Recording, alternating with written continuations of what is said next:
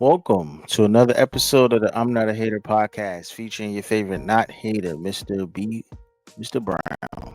Mr. B, Mr. Brown, whatever you might call me, it is what it is. I'm back with another episode. Um, I told y'all once my time opened up, I would give you more episodes. So I'm gonna give you another one, another fresh one. We're going to talk about a range of topics coming from anything from Elon versus President Trump to men's mental health month and what that means and what that should look like, and many other things throughout the course of this episode. It probably won't be a long one. Remember, I don't like giving you super long episodes. I know people's attention spans are not that long, so we try to do it real quick, make it fast, and you can go on with your time and whatever else you want to scroll through and watch. All right. So the biggest fallout that I never saw happening is actually happening in the world, and that is Elon Musk versus President Donald Trump.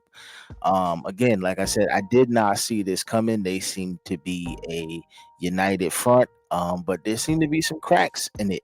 Once Trump rolled out this mega bill that he has going on, where basically everything in the world be turned upside down, it seems that Elon Musk did not agree, and he's coming out and saying, different things on X, formerly known as Twitter. He letting his opinion be known about Donald Trump, and it is crazy to see this happening because again, did not think that their partnership would break down like that. I know a lot of people thought it wasn't strong to begin with, and maybe one was just using the other, and it seems like that's what it turned out to be.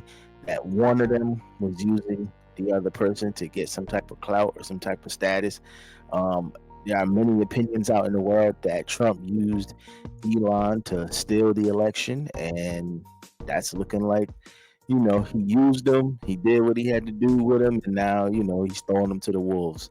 Um, but for most people, it's probably a joy to see because I was one of the people who felt like they gave Elon too much power. Um, he didn't even need any power at all. And when you give a person who already has, wealth, you give them power on top of that, you create a dangerous person. And I always felt like he was more dangerous than Donald Trump. Um, so it's kind of good to see the cracks happening in their little partnership.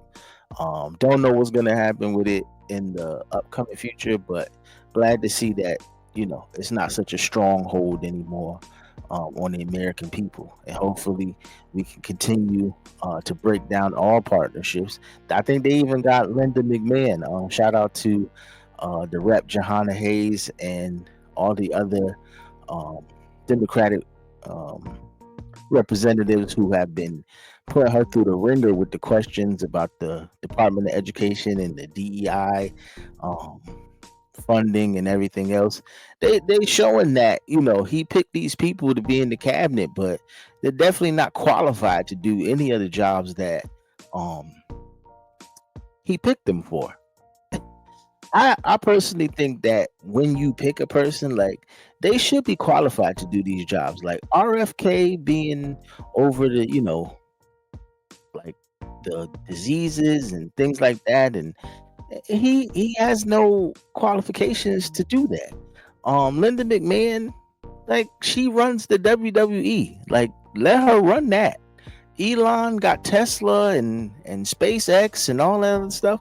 Let those people do that. Don't bring them in. This isn't the country can't be run like Celebrity Apprentice. Like you can't run the country like you ran Apprentice, and then when you get tired of them, oh, you're fired. No, you put these people in place to do these jobs and do these things, and you putting Americans at risk with these decisions that these people are making. Like you can't do that. There's a new strain of COVID out. I don't know if you people know this, but there's a new strain of COVID out. Like if RFK doesn't believe in vaccinations and this COVID thing runs rampant, you could lose people. The first round of COVID took out a lot of people that had underlying health problems. I'm sure this second strain of COVID will do the same. Hopefully, it doesn't spread to the United States if it's not already here. But hopefully it doesn't take out a lot of people. But if you got a person in charge who feels like, oh, you could just take an aspirin and be fine, when we it's proven that we need, vaccines or whatever the case is to continue to live healthy lives, you're setting up a lot of people for failure, you're setting up a lot of people for death, and that's not cool. So agree with me, disagree with me, it's cool, but I definitely think you need qualified people who have done something in that field to be in the cabinet to do um, those things. You got Linda McMahon running the Department of Education. Has she ever been a teacher? Has she ever been a principal? Has she ever even, served on a board of ed to do anything other than lend her probably image and likeness to it so people would attend? I know she tried to run for something in Connecticut years back. I believe it was the Senate or something like that. But no educational background to speak of. Like, you got these people in charge of this stuff, and it just looks bad. It just looks terrible. And again, a bunch of people voted for him. I mean, obviously, you see what's happening now. It ain't even been a year yet, and it's already, turning out to be somewhat of a disaster. I just hope that, it doesn't continue for the next 3.5 years or so. But the quicker it happens, the quicker we can move on as a country and get back to who we are as Americans, in my opinion. Once again, these are just my thoughts, just my opinions. You can feel the way you feel about it, but it's just my thoughts, getting them out to the world. Um, Moving on though. So this is June.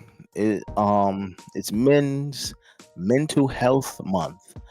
So, mental health has become a huge thing over the past couple of years. A lot of people have been taking the steps to get themselves together, whether it's going to therapy consistently or just finding different avenues to deal with the stress and the things that happen in life. And that is very, very, very, very applause worthy. Um, and for men, especially because we normally are taught to bottle up our feelings, to be able to get your frustrations out and vent and do the things and do the work necessary to become a better person or different person than you once were. um, Once again, applaud to everybody, clap for everybody that's taken those steps. But I do want to say that if you are feeling that the stresses of life are getting to you and it's becoming a lot, do find somebody to talk to. There are plenty, plenty, plenty of therapists online. Um, Reach out to your friends, talk to them. I'm sure somebody will be a listening ear. Like I said, if you can't find a listening ear, definitely, definitely, definitely talk to someone, a professional, because as they say, you're loved, you're valued, you're cared for, and people want to see you around in the world today. And that, like I said, that goes for myself as well. It can't hurt to talk to somebody and, find out where the basis of some of this stuff comes from. You may already know, but it's good to, sometimes get a professional opinion on these kind of things. Um, so take your mental health seriously. And if it becomes too much, take a day off from work. They have mental health days as well. Clear your day. Just take a day and exhale, breathe, and put it back together, and keep on pushing, right? So I'm not a therapist, I'm not any of that, but I just feel like that had to be said, because a lot of times we don't take the time out to kind of find out where the root of the problem is. We just kind of keep going because that's what we were shown as, kids or whatever, that men just keep it pushing. But, you know, we also need to be heard and have our feelings dealt with and things of that nature. So take the time, do that, and you'll be great. Keep it pushing, um, and be your great, authentic self. It's June, and this isn't a topic that I would normally talk about, but it is out there. It's Pride Month, so shout out to everybody, whether you might be LGBTQ plus. Um, you know, you guys are a valued part of the world as well. We want to make sure that we salute and celebrate you also. I'm sure there's been parades and things happening. I'm not really in the loop of everything, but I did want to make sure that they are acknowledged as well because they are a part of the world. You cannot erase them. You cannot marginalize them. You can't push them in a corner and try to make them different. They are who they are, and they should be respected and loved as such. And that's just my spill on that. A salute to everybody that's involved with Pride, and I hope you guys have a wonderful month. Um, yeah, I said this wasn't going to be a long one. It's not. Basically, the last thing I want to say is that if you're going to be out here and you're going to be chasing goals and dreams, make sure that you are being great. Okay, goals. Everybody has them. Everybody has things that they want to achieve in life. Um, whether it's starting a business, starting a podcast, um, going to school, finishing up a degree, or starting a degree in some cases, whatever the goal is, whatever it may be, and follow your dreams. People gonna try to put you in a box. People gonna try to stop you. People gonna try to keep you from doing what you ultimately want to do. Do not let them. Do not let people place their fears on you. If you feel like you could do it, whatever it may be, go for it. You'll feel better about yourself for doing so, for even giving the effort and giving it just, give it a try. You may have to start at ground zero, but you'll be better off at starting at ground zero than not doing anything at all. And with that being said, I told you I'm not going to hold you long. I'm going to let y'all go. Peace and blessings. I hope everybody has a successful upcoming week and, be filled with love, prosperity, and joy. This is I'm Not a Hater podcast featuring favorite not hater, Mr. Brown. I'm signing off and peace and love.